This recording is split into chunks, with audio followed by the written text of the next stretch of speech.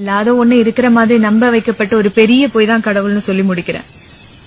பட்டையும் ஹோம் டாலருமா இருக்கீங்க. கடவுளை பத்தின உங்க ஐடியா என்ன?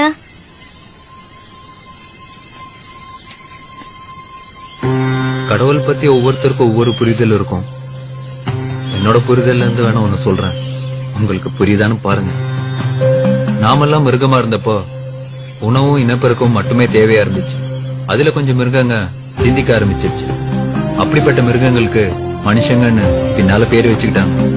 அந்த மனுஷனுக்கு மிருகங்கள்ட்ட இல்லாத பேராசை, பொறாமை, போட்டி, வஞ்சம்னு நிறைய குணங்கள் சேர்ந்துருச்சு. மனுஷங்களோட மனசும் நிம்மதி இழந்துருச்சு. அப்பதான் ஏண்டா நிம்மதியே இல்லன்னு உட்கார்ந்து அமைதியை யோசிக்கதான் கோயில்களை கட்டி வச்சாங்க.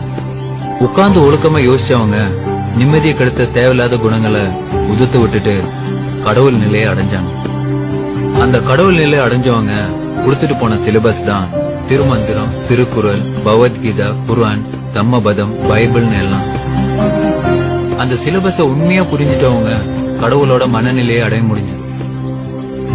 இப்ப நீங்க ப்ரூஸ்லி ஆகணும்னா ப்ரூஸ்லி மாதிரி டெய்லி பயிற்சி பண்ணீங்கன்னா ஒரு நாள் நீங்க ப்ரூஸ்லி ஆயிட முடியும். சும்மா போட்டோ வச்சு தொட்டு கும்பிட்டு தீபாராதனை காட்டினீங்கன்னா நீங்க ப்ரூஸ்லி ஆயிட முடியாது இல்லையா?